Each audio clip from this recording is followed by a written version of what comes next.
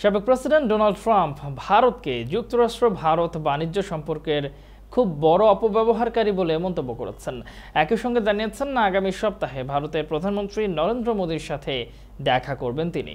চলতি মাসে যুক্তরাষ্ট্র সফরে যাচ্ছেন মোদী। বেশ কয়েকটি সরকারি অনুষ্ঠানে যোগ দেবেন তিনি। এ খবরের মধ্যেই মিশিগানে প্রচারণা চালাতে গিয়ে স্থানীয় সময় মঙ্গলবার ট্রাম্প মোদী ও ভারত নিয়ে কথা বলেন। ট্রাম্প বলেন, ভারত ও আমেরিকার বাণিজ্য সম্পর্কের বড় অপব্যবহারকারী ভারত। এরপরই তিনি বলেন, তবে মোদী অসাধারণ। ট্রাম্প জানান, মোদী আগামী সপ্তাহে যুক্তরাষ্ট্রে আসছেন, তখন তার সঙ্গে বৈঠক হবে। তবে এই বিষয়ে তিনি আর বিস্তারিত কিছু জানাননি। কোথায় কখন তাদের সাক্ষাৎ হবে জানাননি। সেসব তথ্য গত কয়েক মাসে যেসব রাষ্ট্রনেতা যুক্তরাষ্ট্র সফরে গেছেন তারা ট্রাম্পের সঙ্গেও দেখা করেছেন। এবার মোদীর সঙ্গে বসতে যাচ্ছেন ট্রাম্প।